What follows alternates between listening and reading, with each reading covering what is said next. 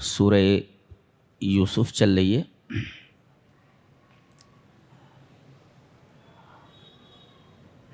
اس سورہ کریمہ کا بیشتر حصہ یہ 12ویں پارے میں ہے اور ایک حصہ 13ویں پارے میں چلا گیا. اعوذ باللہ من الشیطان الرجیم. الف لام را تلک آیات الکتاب المبین انا انزلناہ قرآنا عربیا لعلکم تعقلون نحن نقص علیک احسن القصص بما اوحینا الیک هذا القرآن وان کنت من قبلہ لمن الغافلین.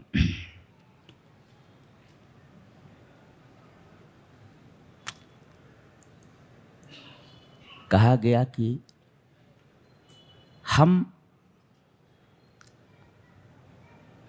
آپ سے سب سے بہترین اسٹوری، سچی اسٹوری اور سب سے حسین کہانی پیش کر رہے ہیں. اللہ نے یہاں اپنے لیے متکلم کی ضمیر جمع استعمال فرمائی ہے. آئی کے بجائے وی استعمال کیے. آئی مانے میں، انا، اور نحن مینس وی، ہم. یہاں نحن ہے، وی، ہم بیان کرتے ہیں. یہ کب آتا ہے؟ مفسر لکھتا ہے ان اللہ حین ینزل آیۃ بمعنى العقیدۃ والتوحید ينزلها بصيغة المفرد واما حين تاتي آیۃ بمعنى غیر العقیدۃ والتوحید فتراها بصيغة الجمع. یہ تفسیر ہے اس کا عربی میں. مطلب یہ ہے اس تفسیرے کا کہ اللہ تبارک و تعالی جب عقیدے اور توحید کی آیت نازل کرتا ہے تو وہاں انا بولتا ہے، آئی، بصیغۃ المفرد. جیسے اننی انا اللہ لا الہ الا انا فاعبدنی، بے شک میں اللہ ہوں. اننی انا اللہ لا الہ الا انا، میرے علاوہ کوئی معبود نہیں. فاعبدنی، تو تم میری ہی عبادت کرو. یہ دیکھیے اننی، انا، یہ دیکھیے بصیغۃ المفرد لایا گیا اس لیے کہ بیان توحید کا ہے، بھی توحید عبادت کا. اور جب عقیدے اور توحید کے علاوہ کوئی آیت لائی جائے تو وہ بصیغۃ الجمع ہوتی ہے. اب دیکھیے یہاں توحید کا بیان نہیں ہے، لہذا یہاں بصیغۃ الجمع لایا گیا، وی کہا گیا، آئی نہیں کہا گیا. اچھا، اس کا کیا مطلب ہوتا ہے؟ اس کا کیا مطلب ہوتا ہے؟ ضمیر جمع لائی جائے اس کا کیا مطلب ہوتا ہے؟ ہم کہتے ہیں، ہم جیسے بادشاہ بولتے ہیں کہ ہمارا یہ حکم ہے، میرا یہ حکم نہیں بولتے، ہمارا یہ حکم ہے. تو یہ جو صیغہ جمع ہے اس کو جمع عظمت کہتے ہیں، جمع تعظیم. عظمت کی جمع ہے. یہ کیا مطلب عظمت کی جمع ہے؟ یعنی ہم جو بات اب کہنے جا رہے ہیں، التفتوا الیہ واستمعوا منصتین، ہم جو بات بیان کرنے جا رہے ہیں اس کی طرف کان لگا دو اور بالکل چپ چاپ ہو کر کے سنو. یہ مطلب ہوتا ہے. اس لیے کہ کوئی بڑی ہستی یہ کہے ہم بیان کر رہے ہیں، ہم یہ کہہ رہے ہیں، تو اس کا مطلب یہ ہوتا ہے کہ اس کی بات کی طرف التفات کیا جائے اور پورے غور کے ساتھ اور پورے انہماک کے ساتھ اس کی بات سنی جائے. یہ مطلب ہوتا ہے صیغہ جمع کا. احسن القصص، دنیا کی سب سے خوبصورت story, best of the stories in the world. پوری کائنات میں اس سے حسین اسٹوری کوئی نہیں ہے. کیوں؟ ایک مفسر نے بتایا کہ اس کے اندر جتنی حکمتیں اور جتنی عبرتیں ہیں دنیا کی کسی کہانی میں وہ نصیحتیں اور عبرتیں نہیں پائی جاتی. اتنی عبرتیں. حاسد محسود، ایک حسد کرنے والا ہے اور ایک سے حسد کیا جا رہا ہے. ایک مالک ہے، ایک مملوک ہے. حضرت یوسف علیہ السلام عزیز مصر کے ہاں گئے. عزیز مصر مالک ہے، یہ مملوک ہے. عاشق معشوق، عزیز مصر کی بیوی عاشقہ ہے، حضرت یوسف معشوق. شاہد اور مشہود، گواہی دینے والا اور جس کے تعلق سے گواہی دی گئی. وہ قمیص پھٹ گئی تو ایک گواہی دینے والے نے گواہی دیا کہ اگر قمیص آگے سے پھٹی ہے تو مجرم حضرت یوسف ہیں، اور اگر پیچھے سے پھٹی ہے تو یہ عورت مجرمہ ہے. جی. عزت اور ذلت، بلندی اور پستی، عروج و زوال. اس سے بڑی پستی کیا ہو سکتی ہے کہ آدمی کو کنویں میں ڈال دیا جائے، اور کنویں میں ڈالا گیا وہ شخص مصر کے تخت پر جا کر بیٹھ گیا، بادشاہی تخت. اسے ذلیل کیا گیا لیکن وہ عزت کے مقام پر پہنچا. عزت اور ذلت، بلندی اور پستی، عروج و زوال، حاسد محسود، عاشق معشوق، مالک مملوک. اللہ، کون سا ایسا پہلو ہے حیات کا جو اس کہانی کے اندر پیش نہیں کیا گیا ہے؟ یہ بڑی عجیب و غریب سورہ ہے، ایک عجیب و غریب کہانی ہے. اور سب سے حیرت کی بات تو یہ ہے کہ یہ کہانی ایک بچے کی ہے، ایک بچے سے شروع ہوتی ہے اور اس کی جوانی پر ختم ہو جاتی ہے. اور ایک حیرت انگیز بات یہ بھی ہے کہ ایک خواب سے شروع ہوتی ہے کہانی اور خواب کی تحقیق اور خواب کی تکمیل پر ختم ہو جاتی ہے. یہ رہا خواب اور یہ رہی اس کی تعبیر. تو گویا کہ خواب سے شروع ہو کر تعبیر خواب کے اوپر یہ سورہ ختم ہو جاتی ہے. تو احسن القصص کیوں کہا گیا؟ دنیا کی بہترین اسٹوری، اس سے بہترین اسٹوری کیوں نہیں ہو سکتی؟ کیوں؟ اس لیے کہ یہ ایسے عبر اور ایسے حکم، ایسی حکمتوں اور عبرتوں کو متضمن ہے کہ دنیا کی کوئی کہانی اتنی عبرتوں اور اتنی حکمتوں پر متضمن نہیں ہے، مشتمل نہیں. لہذا یہ احسن قصص ہے.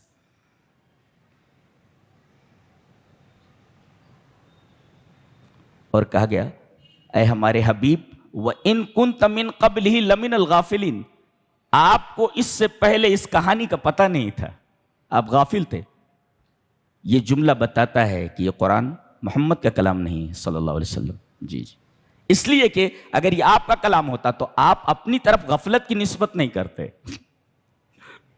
کسی کا کلام ہو کہے کہ آپ اس سے غافل ہیں، یہ تو بہت الٹی بات ہے. یہ وَإِن كُنْتَ مِن قَبْلِهِ لَمِنَ الْغَافِلِينَ، آپ اس سے پہلے اس کہانی سے انجان تھے.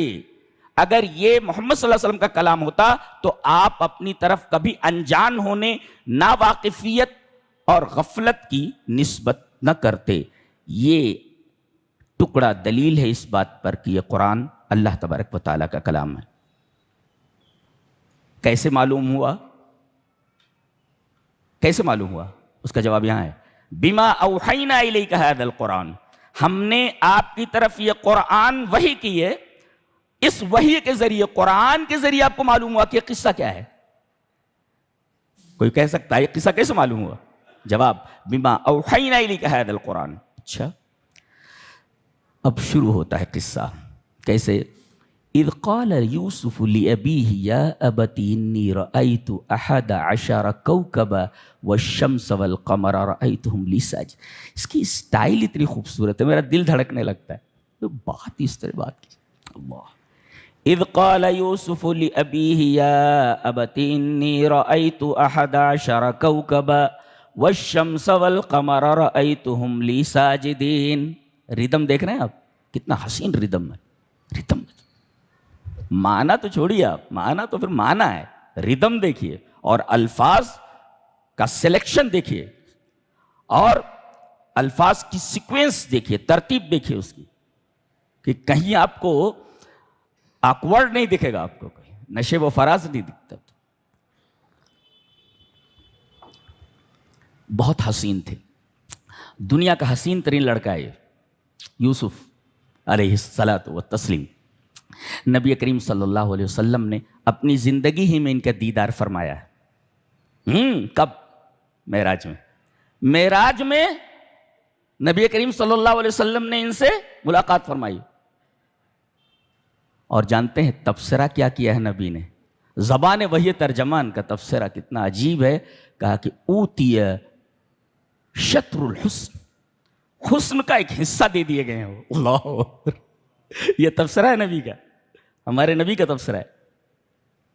دیکھنے کے بعد آپ نے فرمایا اوتی شطر الحسن، حسن کا ایک حصہ ہی دے دیا گیا. اتنے حسین تھے یہ.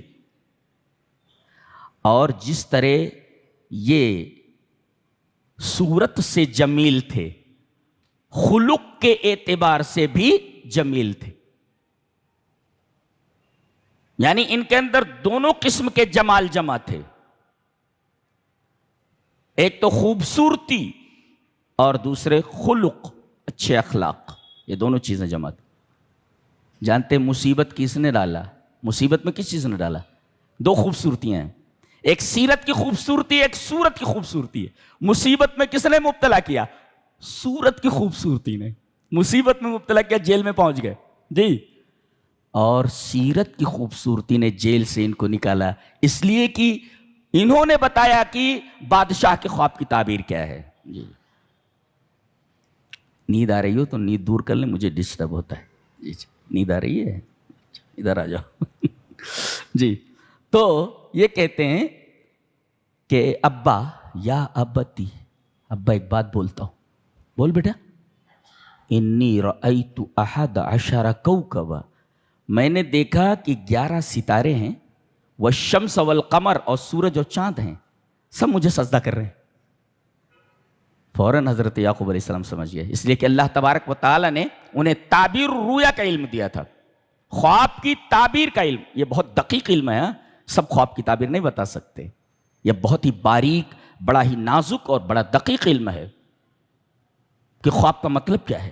اللہ، امت مسلمہ میں خود جناب محمد رسول اللہ صلی اللہ علیہ وسلم اور بہت سارے ایسے لوگ گزرے ہیں، ابن سیرین وغیرہ ہیں، خواب کی شاندار تعبیر بتاتے تھے. جی فوراً انہوں نے کہا یا بنی لا تقصص رؤیاک علی اخوتک، اے میرے بچے اپنا یہ خواب اپنے بھائیوں سے بیان مت کرنا.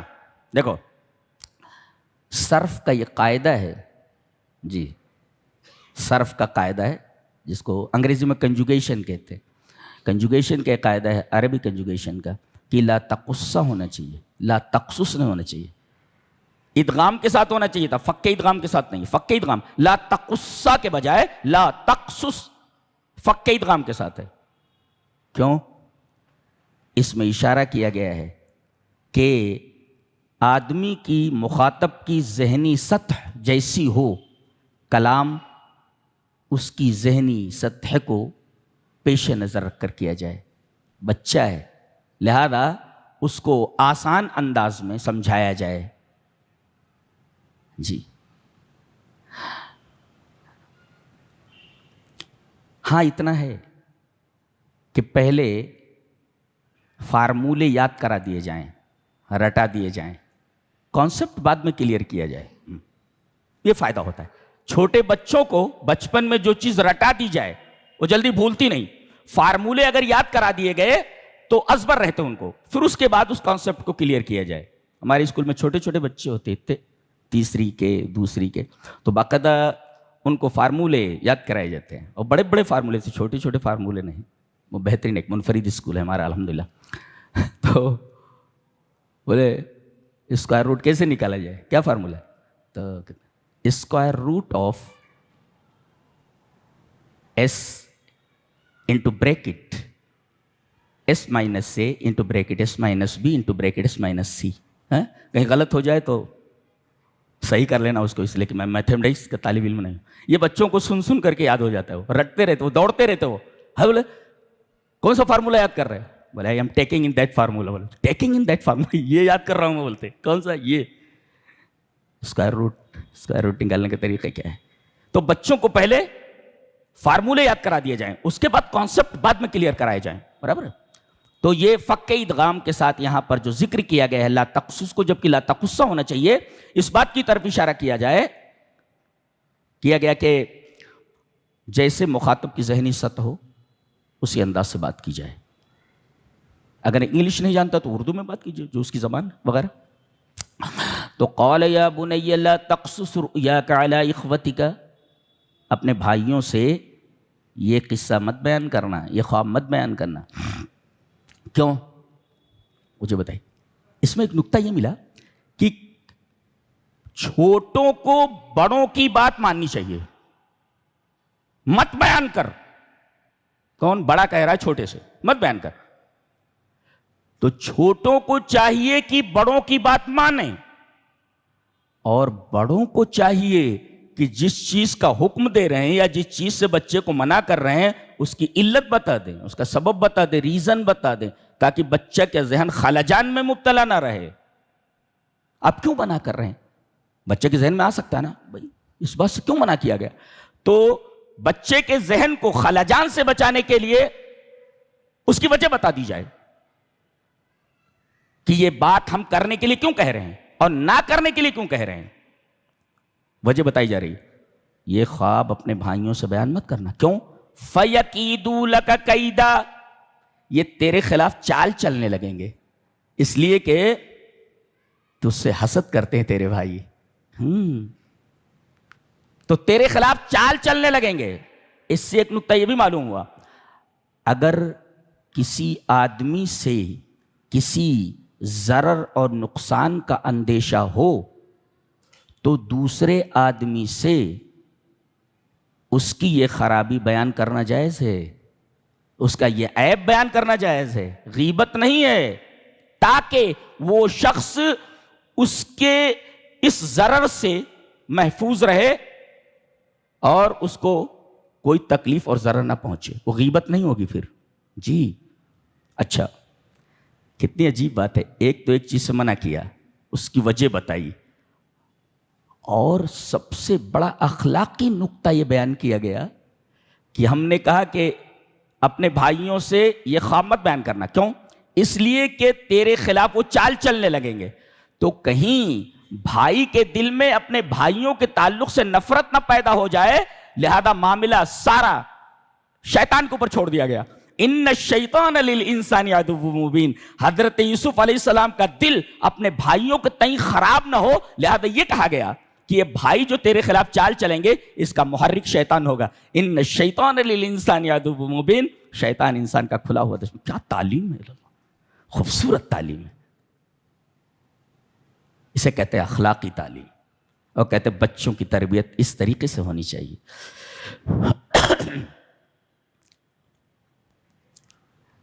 اس میں ایک نکتہ دیکھیں.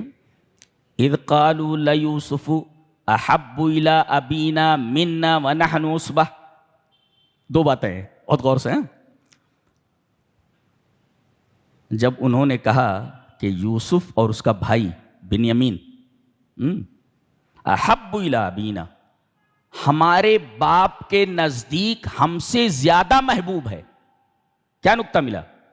حضرت یعقوب کو اپنے بقیہ 10 بیٹوں سے نفرت نہیں تھی،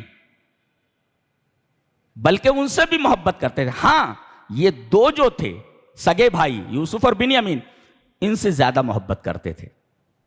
جی ان سے زیادہ محبت کرتے تھے. کیوں؟ وجہ اس کی یہ تھی کہ چھوٹے تھے. دوسرے یہ کہ بہت ہی خوبصورت تھے حضرت یوسف، اور تیسرے اخلاق بہت اچھا تھا ان کا، بہت پیارے تھے. تو ایک باپ کے کئی بیٹے ہوں تو کسی بیٹے کے اندر کوئی خاص خوبی پائی جائے تو فطری طور پر باپ اس سے زیادہ محبت کرتا ہے. اس کا یہ مطلب نہیں کہ بقیہ بھائیوں سے، بقیہ بیٹوں سے وہ محبت نہیں کرتا ہے. دیکھیے یہاں اقرار کیا انہوں نے کہ ہمارے ابا ہم سے محبت تو کرتے ہیں، احب الی ابینا، لیکن یہ یوسف اور بنیامین یہ دونوں کے دونوں زیادہ محبوب ہیں، یعنی محبت ہم سے بھی کرتے ہیں، ان سے زیادہ کرتے ہیں. ایسا نہیں کہ 10 سے نفرت کرتے تھے.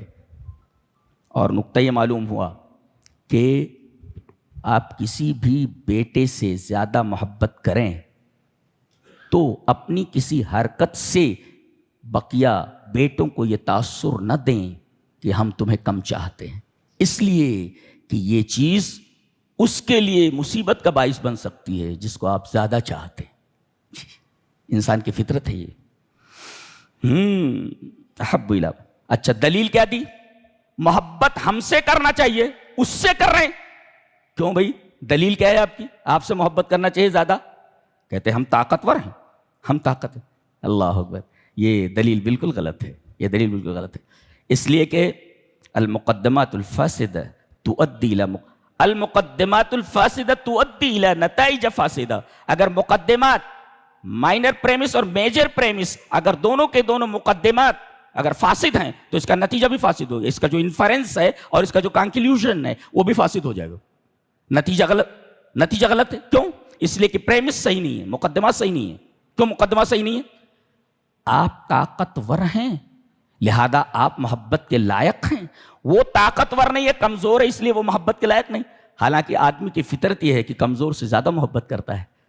اگر گھر میں بچہ بیمار ہے اور بقیہ لڑکے تندرست ہیں تو باپ جب گھر میں آئے گا تو سب سے پہلے بیمار بچے کے بارے میں پوچھتا ہے، بچہ کیسا ہے؟ کیف الغلام، بچہ کیسا ہے؟ بیمار ہے جو اللہ، انسان کی فطرت ہے یہ۔ تو آپ کی جو یہ دلیل ہے کہ بھائی ہم طاقتور ہیں، ہم سے زیادہ محبت ہونی چاہیے، یہ مقدمات فاسدہ ہیں لہذا نتیجہ فاسد ہے۔ جی وَنَحْنُ عُصْبَةٌ، ہم زیادہ طاقتور ہیں۔ اور إِنَّ أَبَانَا لَفِي ضَلَالٍ مُبِينٍ، اور ہمارے ابا کھلی ہوئی گمراہی نہیں کہہ سکتے، اچھا سا ترجمہ کر سکتے ہیں کہ وہ تھوڑا بھٹکے ہوئے ہیں اس سلسلے میں ہمارے بارے میں۔ اچھا کہا کہ ایسا کرتے ہیں نا، نہ رہے بانس نہ بجے بانسری۔ بیٹھ گئے سب مشورہ کرنے، اقتلوا یوسف، یوسف کو قتل کر دو، کل ہم، اسے قتل کر دیتے۔ اچھا یہ جو مشورہ دینے والے ہیں 10 میں سے ہر ایک یہ نہیں کہہ رہا ہے انا اقتل، آئی ول کل ہم، میں اسے قتل کروں گا، کوئی نہیں بول رہا ہے کہ میں قتل کروں گا۔ ہر ایک وہ کہہ رہا ہے اقتلوا یوسف، یوسف کو قتل کر دو۔ وہ یہ نہیں کہہ رہا ہے میں قتل کروں گا، آئی ول کل ہم، میں اسے قتل کروں گا، ایسا کوئی نہیں کہہ رہا ہے۔ وہ یہ کہہ رہے ہیں اقتلوا یوسف۔ اچھا لیکن پھر بھی بھائی بھائی ہوتے ہیں، کہتے نہیں کہ بھائی سے بھائی کے کچھ تقاضے بھی ہیں، بھائی سے بھائی کے کچھ تقاضے بھی ہیں۔ صحن کے بیچ دیوار اپنی جگہ، اگر صحن کے بیچ میں دیوار کھڑی ہو گئی ہے ٹھیک ہے، لیکن ایک بھائی کا ایک بھائی سے تقاضا ہوتا ہے، اس کو تو نبھانا چاہیے۔ مشورہ ہوا کہ قتل کر دیا جائے، لیکن اس پر اتفاق نہیں ہوا۔ ہاں اتفاق نہیں ہوا۔ اتفاق کس پر ہوا؟ اب اطرحوہ ارضاً، کسی زمین میں لے جا کر پھینک دیتے ہیں اس کا۔ اچھا بولے وہ جہاں ہم لوگ کھیلنے کے لیے جاتے ہیں شکار وکار کے لیے، وہاں ایک کنواں ہے بالکل راستے پر پڑتا، اسی کے اندر ڈال دیتے ہیں اس کو۔ ہاں اور یہ گناہ کرنے کے بعد آگے توبہ کر لیں گے، نیک بن جائیں گے، وَتَكُونُوا مِن بَعْدِهِ قَوْمًا صَالِحِينَ، اس کے بعد اب یہ دیکھو یہ شیطان کا وسوسہ ہے کہ گناہ کر لو اور اس کے بعد توبہ کر لینا، بعد میں اللہ بخش دے گا، اللہ غفور الرحیم ہے۔ یہ شیطان کے وساوس ہیں، اس طرح وہ انسان کو گمراہی کے راستے پر لگا دیتا ہے، غلط کاموں کی راہ میں لگا دیتا ہے، اس امید میں کہ اللہ غفور الرحیم ہے، یہ برا کام کرنے کے بعد توبہ کر لینا، وَتَكُونُوا مِن بَعْدِهِ قَوْمًا صَالِحِينَ، نیک ہو جانا۔ بعد میں نوجوان یہ سوچتے ہیں کہ ابھی تو جوانی ہے، ابھی شباب ہے، کر لو خطائیں جی بھر کے، پھر اس مقام پہ عمر رواں ملے نہ ملے تو گناہ کر لو جتنا کرنا ہو، اس لیے کہ پھر یہ جوانی دوبارہ ملنے والی نہیں۔ یہ خطرناک قسم کا وسوسہ ہے شیطان کی طرف سے۔ وَتَكُونُوا مِن بَعْدِهِ قَوْمًا صَالِحِينَ۔ اچھا مشورہ دینے والا کون تھا؟ ایک ہی تھا، کون؟ قتل مت کرو۔ قَالَ قَائِلٌ مِّنْهُمْ لَا تَقْتُلُوا يُوسُفَ وَأَلْقُوهُ فِي غِيَابَةِ الْجُبِّ، کہا یوسف کو قتل مت کرو اور اس کو کنویں میں ڈال دیتے ہیں لے جا کر کے، کوئی قافلہ ادھر سے جائے گا اس کو لے کر چلا جائے گا، یہ کر لیتے۔ اس پر اتفاق ہوا۔ اس پر ایک نکتہ یہ بھی ملا کہ بعض حاسد ایسے ہوتے ہیں کہ کسی کے خوابوں سے بھی ان کو نفرت ہوتی. بعض حاسد ایسے ہوتے ہیں کہ اس کی کسی نعمت پر نہیں بلکہ خوابوں کے اوپر بھی حسد ہوتا ہے. بتائیے ایسے بڑے بڑے حاسد ہوتے ہیں. تم نے اتنا اچھا خواب کیوں دیکھا؟ ارے خوابوں سے حسد کرنے لگتے، اتنے بڑے حاسد ہوتے ہیں. اچھا ایک نقطہ یہ بھی ملا کہ الحسد صفت مخیفت قد توصل صاحبها الى جریمۃ القتل، کہ حسد ایک ایسی خوفناک صفت ہے کہ کبھی کبھی حاسد کو قتل جیسے جرم کے اوپر آمادہ کر دیتی ہے، آدمی اس کو قتل کر دیتا ہے. دیکھو یہاں موجود ہے یہ. اور قابیل نے حابیل کو اسی حسد کی بنا پر قتل کیا. ایک بڑے بھائی نے ایک چھوٹے بھائی کو قتل کر دیا حسد کی بنا پر.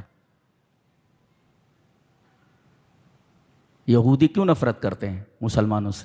حسد کی وجہ سے. قرآن حکیم نے کہا حسدا من عند انفسہم، ان کو بڑا حسد ہے اس لیے کہ ان کو معلوم ہے کہ ان کو سب سے بڑا نبی ملا ہے. جی ان کو سب سے اچھا نبی ملا ہے. بولے تو یہ خیر امت ہے، لہذا کسیانی بلی کھمبا نوچے. پوری دنیا کے اندر جہاں مسلمان ہیں بس ان کو کسی نہ کسی مصیبت میں مبتلا رکھو. اور کہیں بھی کوئی فتنہ رونما ہوتا ہے اس کے پیچھے دیکھا جائے تو یہودی ذہنیت کار فرما ہوتی ہے. جی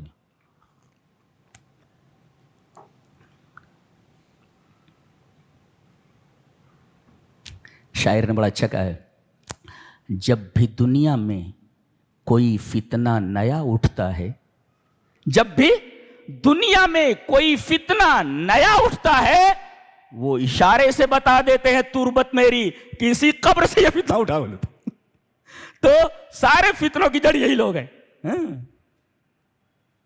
تو بعض لوگوں کو خوابوں سے بھی حسد ہوتا ہے، اور حسد اتنی بڑی بیماری ہے، اتنی بری صفت ہے کہ آدمی کو قتل جیسے گناہ کے اوپر آمادہ کر دیتی ہے. بھائی نے بھائی کو نہیں چھوڑا. دیکھیں آپ ایک نقطہ اور ملا کہ اکثر ابتلا، اکثر آزمائشیں اور اکثر تکلیفیں ان لوگوں سے آپ کے اوپر آتی ہیں جو آپ کے بہت قریبی ہوتے ہیں. من جہت اقرب الناس. جی من جہت اقرب الناس. یہ نقطہ ملحوظ رکھا جائے. کوئی خاندان والا ہی آپ کے پیر کاٹنے پر لگا رہتا ہے، کیسے اس کو نیچا دکھایا جائے. ایک بھائی کے اوپر کیس کر دیتا ہے. ارے بھائی بیٹھ کر کے سمجھ لو نا مسئلے کو، وجہ نزاع کیا ہے وہاں تک پہنچ کر کے بات کو ختم کرو نا. ایک بھائی کے اوپر کیس کر دے رہا ہے. عجیب بات ہے. مسئلے کو اپنے درمیان حل کرو. مشورہ تو ہمارے درمیان اولین چیز ہے، سب سے بابرکت چیز ہے. ایک نقطہ اور ملا، وہ یہ کہ بعض حاسد اتنے بڑے جھوٹے ہوتے ہیں، بعض لوگ اتنے بڑے جھوٹے ہوتے ہیں کہ وہ حیوان پر بھی الزام لگانے سے نہیں چوکتے. انہوں نے یوسف علیہ السلام کو کنویں میں ڈال دیا، ان کا کرتا اتار لیا، ایک بھیڑ کو ذبح کرنے کے بعد اس کے خون سے ان کی قمیص کو آلودہ کیا اور باپ کے سامنے قمیص لا کر کے رکھ دی اور کہا فَأَكَلَهُ الذِّئْبُ، یوسف کو بھیڑیا کھا گیا. الزام ہے نا یہ. تو بعض جھوٹے ایسے ہوتے ہیں کہ انسانوں کے اوپر الزام تو چھوڑو، جانوروں کے اوپر بھی الزام لگا دیتے. یہ الزام نہیں ہے کسی جانور کے اوپر، افتراء علی الحیوان، حیوان کے اوپر انہوں نے الزام لگا دیا. اتنے بڑے جھوٹے ہوتے ہیں بعض. دیکھ رہے ہیں آپ قرآن حکیم بڑی پیاری کتاب، اسرار ہیں سب، حکم ہیں، حکمتیں ہیں سب بیان کی گئی ہیں. ایک ایک لفظ قانون ہے. کاش امت پلٹتی اس کتاب کی طرف. اور یہ مسلسل جھوٹ بول رہے ہیں، معلوم باپ سے جھوٹ بول رہے ہیں، کہہ رہے ہیں ہمارے ساتھ بھیج دیجیے وَإِنَّا لَهُ لَنَاصِحُونَ، ہم اس کے بڑے خیر خواہ ہیں. اوہ تاکید لائے گی، اِنَّا ہم، لہو اس کے، لنا سن. دیکھو تاکیدیں کتنی لائے گی. یہ جھوٹے، یہ جھوٹا جو ہوتا ہے اپنے جھوٹ کے اوپر قسمیں بہت کھاتا ہے. ہاں جھوٹا جو ہوتا ہے نا وہ قسم کھاتا ہے. یہ دیکھو یار یہ قسم ہی کے انداز میں وَإِنَّا لَهُ لَنَاصِحُونَ، ہم ان کے پکے خیر خواہ ہیں. جھوٹے ہیں یہ. اچھا بہرحال ان کو کنویں میں پھینک دیا انہوں نے. اللہ اکبر. ایک بچے کو، ایک بھائی کو 10 भाइयों ने मिलकर कुएं में डाल दिया। कितनी बड़ी संग दिली है ये। और अजीब बात तो ये कि नबी के बेटे हैं, ये नबी के बेटे हैं। ये बनी इसराइल, ये हजरत याकूब ही की औलाद है। बच्चों को तो नहीं छोड़ते। अल्लाह अकबर। इसलिए कि इनके आबा व अजदाद ने बच्चे के ऊपर रहम नहीं किया है? तो तुम्हारी तो इब्तिदाई सही नहीं है। तुम बच्चों के ऊपर रहम क्या करोगे? तुम्हारे आबा व अजदाद, तुम्हारे पुरखे बच्चे के ऊपर रहम नहीं कर चुके हैं। उनको कुएं में डाल दिया भूखा प्यासा कि जिंदा रहेगा कि मर जाएगा, और वो भी खूनी ताल्लुक है उससे। तो तुम्हारे पुरखे तो ऐसे गुजरे हैं। तुम बच्चों को मारने से कैसे बाज आ सकते हो? या कतलतल अतफाल, बच्चों के कातिलो।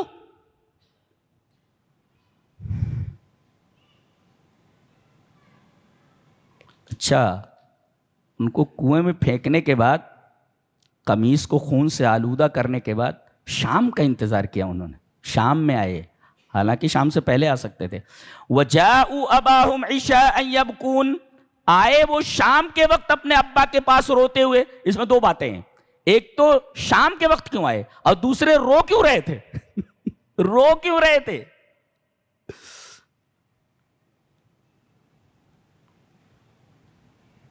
औरत को मालूम हो जाए कि गलती मैंने की है तो सबसे पहले रोना शुरू करती है वो। रोना शुरू करती है वो।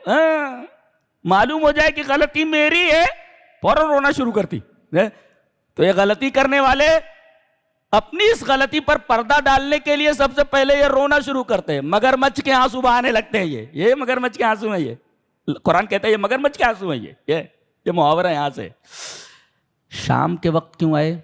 इसलिए कि ये नफ्सियात का और इल्म नफ्स का, साइकोलॉजी का ये कायदा है क्या, कि the face is index of mind, के चेहरा जो होता है वह अंदरों का आईनादार होता है। आपके दिल में क्या है आपके चेहरे से झलकता है। झूठ पकड़ लिया जाता। बाप के सामने आए वो रात के वक्त, ताकि इनके चेहरे के जो तासुरात हैं वो जाहिर ना हो, इसलिए कि नबी है वो। और फरासतुल मोमिन से कोई नहीं बच सकता। बाप फौरन पहचान लेता कि ये जो झूठ बोल रहे हैं ना, मुझे मालूम है। कुरान हकीम ये बात भी कहता है कि आदमी के आज़ा बोलेंगे कि ये झूठा है,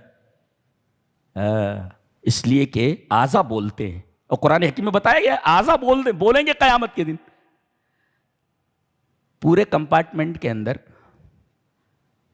कोई टिकटलेस बैठा हुआ हो, तमाम लोग मुतमईन रहेंगे। टीसी अगर दाखिल हो गया तो टीसी फौरन आएगा, please give me your ticket लाओ। उस तक कहां कैसे पहुंचा वो फौरन? इसलिए कि उसके हाव भाव से मालूम हो जाता कि इसके पास टिकट नहीं है। इसलिए कि आज़ा बोलते हैं, आज़ा बोलते हैं जी। क्या बात है। तो ये शाम के वक्त आए ताकि इनके चेहरे के तासुरात से इनका झूठ पढ़ ना लिया जाए। इनका बाप इनका झूठ इनके चेहरे के तासुर से पढ़ ना ले। शाम के वक्त आए। रो क्यों रहे थे? यह भी नफ्सियात का एक कायदा है कि अगर कोई आदमी किसी गम में मुब्तला हो जाए और आप उसके पास पहुंचे और आप भी रोने लगे, तो उसका दर्द कम हो जाता है कि इस दर्द में मैं अकेला नहीं हूं, बल्कि इस दर्द में कई लोग मुश्तरक हैं, वो सारे लोग हैं। इस वास्ते आदमी का दर्द कम हो जाता है। तो ये रोने लगे ताकि अब जो खबर सुनाई जाने वाली है वो खबर बहुत ही तकलीफ दे है कि बेटे को आपके भेड़िए ने खा लिया है। तो पहले जो रो रहे थे, अब फिर वो बता रहे झूठ। देखो, कालू या अबाना इन्ना ज़हबना नस्तबिक़ु व तरकना यूसुफ़ इंद मताइना फ़अकलहु ज़िब। हम रेस करने लगे, दौड़ करने लगे, और हमने यूसुफ को अपने सामान के पास छोड़ दिया। फ़अकलहु ज़िब, भेड़िया आया और खा गया। देखो, भेड़िए के ऊपर इल्ज़ाम लगाया। अच्छा, झूठ के पैर नहीं होते। कह रहे हैं वमा अंत बिमुमिनिन लना वलौ कुन्ना सादिक़ीन। ये सफाई देने की क्या जरूरत थी आपको? आप हमारे ऊपर यकीन नहीं करेंगे अगरचे हम सच्चे, ये सफाई देने की क्या जरूरत है? तो झूठा जो होता है ना, वो अपने लफ्जों से बयान कर देता है कि मैं झूठा हूं। ये बात कहने की क्या जरूरत थी? वमा अंत बिमुमिनिन लना वलौ कुन्ना सादिक़ीन। आप हमारी बात की तस्दीक नहीं करेंगे अगरचे हम सच्चे। ہاں، جھوٹا جو ہوتا ہے نا وہ اپنے جھوٹ کا اظہار کسی نہ کسی طریقے سے کر ہی دیتا ہے، پکڑ لیا جاتا ہے۔ اب یہ ایک سین تھا جو یہاں پر ختم ہو گیا ہے۔ جی جی، اگر کیمرے سے یہ تمام کے تمام ایپیسوڈز نکالے جائیں کہ ایک بچہ ہے، خواب دیکھ رہا ہے، خواب میں 11 ستارے ہیں، سورج اور چاند ہیں، سب اس کو سجدہ کر رہے ہیں، پھر وہ باپ کے پاس آ کر کے بیان کرتا ہے، ہاں، پھر بھائیوں کا مشورہ ہے کہ اسے قتل کر دو، پھر بھائی باپ کے پاس آتے ہیں، کہتے ہیں ہمارے ساتھ اس کو بھیج دیجیے، ہم اس کی حفاظت کریں گے، پھر لے جا کر اس کو کنویں میں پھینک دیتے ہیں، پھر کوئی جانور تباہ کر کے، ارے اللہ اکبر، پورا دیکھ رہے ہیں، کتنی شاندار اسٹوری ہے، شاندار کہانی ہے، بنا لو اس کو کیمرے سے۔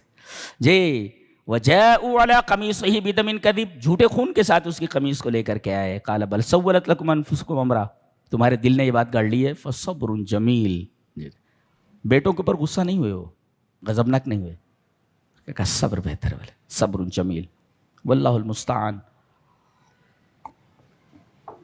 اب یہ ایک سین یہاں ختم ہوا ہے، پردہ گرا۔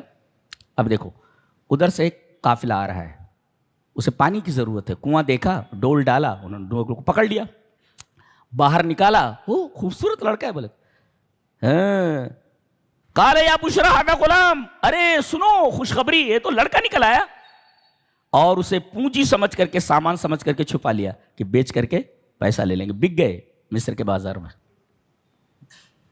لیکن خریدنے والا بھی بہت پیارا تھا، اپنی بیوی سے کہہ رہا ہے اکرمی مثواہ، ان کو اچھی طریقے سے رکھو، کوئی تکلیف نہ ہونے دینا۔ دیکھیں اللہ نے فرمایا وَكَذَلِكَ مَكَّنَّا لِيُوسُف، ہم نے یوسف کے لیے تمکین دی زمین میں، کہاں؟ ارض مصر میں۔ نکتہ بتاؤں، تمکین مطلب ہوتا ہے بٹھانا کہیں پہ، ہاں، اور ایک بات یاد رکھیے کہ بلندی پر بیٹھنے کے لیے ضروری ہے کہ آدمی پہلے دل میں بیٹھ جائے۔ جی، پہلے دل میں بیٹھ جائے، دلوں میں اتر جاؤ، دل میں بیٹھ جاؤ، پھر تم کو کسی اعلیٰ عہدے پر بٹھایا جائے گا۔ تو اعلیٰ عہدے پر بیٹھنے سے پہلے لوگوں کے دل میں بیٹھ جاؤ، لوگوں کے دلوں میں بیٹھ جاؤ۔ اللہ تبارک تعالیٰ نے حضرت یوسف کو پہلے لوگوں کے دلوں میں بٹھایا۔ بادشاہ نے ایسے ہی نہیں بلایا تھا، خواب کی تعبیر کوئی نہیں بتا سکا، انہوں نے بتایا، دل میں بیٹھ گئی ہے اپنے جمیل خلق کی وجہ سے، اور پھر مصر کے بادشاہ بن گئے آگے۔ اب یہاں پہنچے، ایک آزمائش شروع ہو گئی۔ مصر کا جو ماحول تھا قرآن حکیم کے بیان کے مطابق اختلاط مرد و زن والا ماحول تھا، جس میں عورتیں مردوں سے پردہ نہیں کرتی تھیں، بے محابہ ایک دوسرے کے سامنے آ جاتی تھی۔ یہ دیکھو اسی گھر میں ہے یہ، اور ظاہر ہے کہ بہت ہی حسین ہے، یہ وہ عاشق ہو گئے ان کے اوپر، اور گناہ پر آمادہ کیا، دروازے بند کر لیے، گناہ کے سارے سامان مہیا ہیں۔ لیکن دیکھیے حضرت یوسف کہہ رہے ہیں قال معاذ اللہ، اللہ کی پناہ، میں یہ کام نہیں کر سکتا۔ اللہ، نوجوانوں کے لیے بہت بڑی سیکھ ہے اور بہت بڑی عبرت کی چیز ہے حضرت یوسف علیہ السلام کا یہ انداز، ایک پیغام ہے، ایک لیسن ہے نوجوانوں کے لیے، کہ اتنا سینسٹیو ماحول ہے، اتنا سینسٹیو سچویشن، کوئی بھی نوجوان اپنے آپ کو روک نہیں سکتا، اس لیے کہ گناہ کے سارے اسباب مہیا ہیں۔ لیکن کہہ رہے معاذ اللہ، مجھے ایک تو پہلے اللہ کی پناہ چاہیے کہ اللہ مجھے دیکھ رہا ہے، اور دوسرے کہا ان ربی احسن مثوائے، وہ میرا محسن ہے، تمہارا شوہر، میں محسن کے ساتھ بے وفائی نہیں کر سکتا۔ نکتہ یہ ملا کہ آپ کے ساتھ کبھی زندگی میں کوئی احسان کر دے، ہمیشہ اس کے احسان کو یاد رکھو، اور کوشش یہ کرو کہ اس کے احسان کا بدلہ چکاؤ۔ یہ قرآن، یہ کتاب ہے یار، اللہ اکبر۔ اقبال نے اسی وجہ سے کہا صاف گویم آنچے در دل مزمارست، ای کتابیں نیست چیزیں دیگرست۔ وہ کہتے ہیں صاف کہہ رہا ہوں میں، جو میرے دل میں ہے یہ کتاب نہیں ہے، یہ کوئی دوسری چیز ہے۔ یہ اقبال جیسا فلسفی کہہ رہا قرآن کے بارے، ای کتابیں نیست، یہ بک نہیں ہے، یہ کوئی اور چیز ہے۔ بولتے پیاری پیاری بات ہے، سبحان اللہ، میرا ربی بول سکتا ہے ایسا۔ اچھا، ایک نکتہ اور شاید کبھی آپ نے سنا بھی نہ ہو، قرآن حکیم میں جن جن صالحین اور خاص طور سے انبیاء کی کسی لغزش کا ذکر ہوا ہے، وہیں یہ ذکر ہوا ہے کہ استغفر اللہ، انہوں نے اللہ سے استغفار کیا. ہاں یہ واحد نبی ہے, واحد نبی ہے یہ کہ جہاں اس کا ذکر کیا گیا ہے وہاں کہیں ذکر نہیں ہے کہ انہوں نے اللہ سے استغفار کیا. اللہ, لہذا پتہ یہ چلا کہ اس نے جب گناہ پر آمادہ کیا عورت نے, تو بعض لوگ کہتے ہیں انہوں نے بھی ارادہ کر لیا تھا. اچھا, پہلے تو ہم یہ مانتے نہیں کہ انہوں نے ارادہ کر لیا تھا, بعض لوگ کہتے ہیں کہ ارادہ کر لیا تھا. اور حدیث یہ ہے کہ آدمی کسی گناہ کا ارادہ کر لے مگر اسے نہ کرے تو اللہ تبارک و تعالی اس کی گرفت نہیں کرتا. صرف ارادے پر گرفت نہیں ہوتی بلکہ آدمی کے فعل پر گرفت ہوتی ہے. تو اگر انہوں نے ارادہ کر بھی لیا تھا تو فعل سرزد نہیں ہوا, لہذا اسے گناہ نہیں کہتے. اور اگر یہ مان لیا جائے کہ انہوں نے ارادہ کیا ہی نہیں تھا, تو جب ارادہ کیا ہی نہیں تھا تو استغفار کا اور معافی کا سوال ہی پیدا نہیں ہوتا, لہذا استغفار نہیں لایا گیا ان کے لیے. یہ مطلب. اچھا, انہوں نے یہ گناہ کیوں نہیں کیا؟ کیا چیز دیکھ لی انہوں نے؟ کہتے ہیں لولا ارآ برہان رب, اپنے رب کی دلیل دیکھ لی انہوں نے, اپنے رب کی دلیل. قرآن حکیم میں یہ بات موجود نہیں ہے کہ وہ دلیل کیا تھی. بہت سارے لوگوں نے بہت ساری وجوہات بیان کی ہیں, اس کو چھوڑ دیجئے. قرآن حکیم نے بیان کیا کہ کوئی دلیل تھی, وہ دلیل دیکھا انہوں نے اور رک گئے. اللہ. اس کے بعد جو ایک بات بتائی جا رہی ہے کہ اتنے بڑے گناہ سے, اتنے سینسٹیو سچویشن میں آدمی بچا کیسے؟ جی کہتے ہیں کہ گناہوں سے بچنے کے لیے سب سے بہترین سبب, سب سے عظیم سبب اخلاص ہے. جی وہی بتایا گیا کذالک لنصرف عنہ السوء والفحشاء, ہم برائی کو اور بے حیائی کو ہٹا دیتے ہیں اس سے. کیوں؟ اس لیے کہ وہ ہمارے مخلصین بندوں میں سے ہے. انہ من عبادنا المخلصین, گویا کہ گناہوں سے بچنے کے اسباب میں سے سب سے عظیم اور سب سے بڑا سبب اخلاص ہے. یہ بتایا گیا. اس لیے کہ گناہ کو اور فحشہ کو الگ کیا گیا, دور کر دیا گیا اخلاص کی وجہ سے. بہرحال وہ بھاگے, دروازے کھلتے چلے گئے. آج لوگ کہتے ہیں کہ بھئی آوے کا آوا بگڑا ہوا ہے, ایک چنا کیا بھاڑ پھوڑ سکتا ہے. تو اس میں تعلیم دی گئی ہے. ٹھیک ہے, آوے کا آوا بگڑا ہوا ہے, تم تو اقدام کر کے بتاؤ, تم بھاگو اللہ کی طرف. دروازہ کھولنا اللہ تبارک تعالیٰ کا کام. یہاں دیکھیں یہ بھاگے, دروازے کھلتے چلے گئے جو بند کر دیے گئے تھے. جی اللہ اکبر.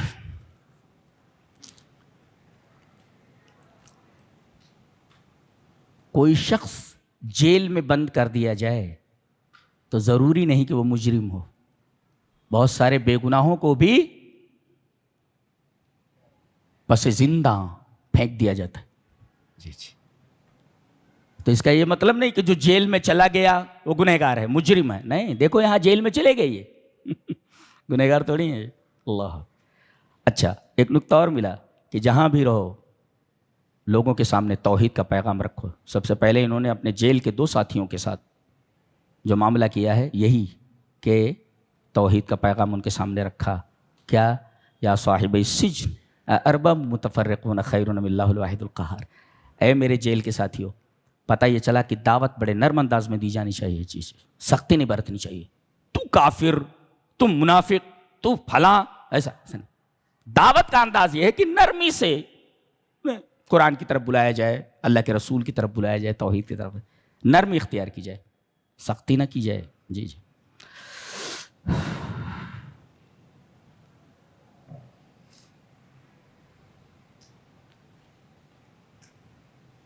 بتایا تھا میں نے گزشتہ سال کتنے خواب ہیں تو آپ کو معلوم ہے, اور ہر خواب کی تعبیر ہے.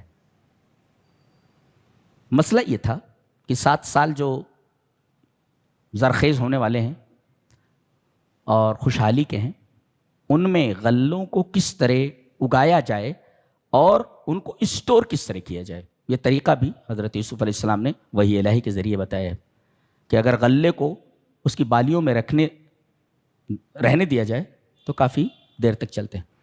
تو 7 سالوں کا غلہ ایک جگہ پر اسٹور کرنا تھا ان کو. اب بتائیے نظام آب پاشی کو، اریگیشن ڈپارٹمنٹ کو کیسا ایکٹیو کیا گیا ہوگا کہ سینچائی کے اندر گڑبڑی نہیں ہونی چاہیے، بیج کیسے ڈالے گئے ہوں گے، پیداوار کو کس طرح بڑھایا گیا ہوگا. اللہ اکبر، ساری چیزیں یہاں بیان نہیں کی گئی ہیں لیکن ساری چیزیں موجود ہیں، بٹوین دا لائنز سب موجود ہیں. اور 7 سال جو آگے قحط کے آنے والے ہیں، اس خوشحالی کے 7 سالوں کے اندر ان کو اسٹور کرنا تھا تاکہ اگلے جو 7 سال قحط کے آ رہے ہیں اس کے اندر سے اسٹور کیے ہوئے غلے کو ان تک پہنچایا جائے. یہ انتظام ایک حکومت کا یہ سب سے بڑا فریضہ ہوتا ہے کہ اگر اس طریقے کی کوئی چیز آ جائے تو پورے انتظامیہ کو ایکٹیو کر دیا جائے. جیسے کورونا کے دور میں وغیرہ وغیرہ کوئی بھی اس طریقے کی مصیبت آ جائے، اس میں تعلیم ہے اس بات کی. اور انہوں نے کہا بھی اجعلنی علی خزائن الارض، مجھے فوڈ منسٹر بنا دیجئے. سوال یہ ہے، کیا کوئی اپنی صلاحیت کسی کے سامنے بیان کر سکتا ہے کہ میرے اندر یہ صلاحیت ہے؟ جی. اس کی 2 صورتیں. اگر آدمی اپنی صلاحیت کا، اپنی قابلیت کا، اپنی فضیلت کا اظہار کسی اچھے مقصد کے لیے کر رہا ہے، ہدف مشروع کے لیے کر رہا ہے، کوئی مشروع مقصد ہے تو جائز ہے. اور اگر غلط مقصد ہے تو آدمی اپنی قابلیت ظاہر نہیں کر سکتا. جی یہ مشروع ہونا چاہیے ہدف، آپ کا مقصد. اور ایک چیز اور بھی پیش نظر رہے کہ غیر مسلم حکومت کے اندر عہدہ لینا جائز ہے. گویا قرآن حکیم یہ تعلیم دیتا ہے، چاہے اپنے ہوں چاہے غیر ہوں، مسلم ہو غیر مسلم ہو، ایک مسلمان کا یہ فریضہ بنتا ہے کہ وہ ان کو بھی کوئی تکلیف نہ ہونے دے، ان کو بھی اپنی ذات سے فائدہ پہنچائے. جی یہ تعلیم دی گئی یہاں پہ. پھر وہ بھائی لوگ آئے، قحط جو ہے بڑی دور تک دراز ہوا، غلہ لینے کے لیے آئے وغیرہ وغیرہ ساری چیزیں یہاں پہ. پھر وہ بنیامین ملے، ساری چیزیں. اس میں توکل کا ایک مفہوم بھی بتایا گیا، کہا کہ اے میرے بیٹو جا رہے ہو، لا تدخلوا من باب واحد وادخلوا من ابواب متفرقہ، ایک دروازے سے مت جانا، نظر لگ سکتی ہے. العین حق، بخاری شریف کی روایت ہے، نظر لگ جاتی ہے. اچھا نظر لگ جاتی ہے، ہاں. اور پھر ڈاکٹر پریشان ہو جاتا ہے کہ اس کو بیماری تو کچھ بھی نہیں بھائی، لہذا معوذتین پڑھ کر کے پھونکا جائے، دم کیا جائے. تو کہا کہ متفرق دروازوں سے جانا. اس کے بعد کہہ رہے ہیں یہ تو میں نے تدبیر بتائی ہے، لیکن یہ تدبیر اگر اللہ نہیں چاہے گا تو تدبیر کارگر نہیں ہوگی. وما اغنی عنکم من اللہ من شیء ان الحکم الا للہ اللہ علیہ توکل. اس کا مطلب ہے توکل. توکل پہلے تدبیر اختیار کرو، تدبیر اختیار کرو اور اس کے بعد معاملہ اللہ پر چھوڑ دو. دیکھو یہاں تدبیر بتا رہے ہیں اور کہہ رہے ہیں وما اغنی عنکم من اللہ من شیء. اگر اللہ نہیں چاہے گا تو یہ تدبیر کارگر نہیں ہوگی. آدمی کو چاہیے کہ وہ تدبیر اختیار کرے، معاملہ اللہ پر چھوڑ دے. یہ مطلب بتایا گیا توکل کا.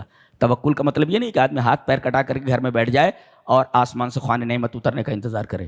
جی جی جی جی.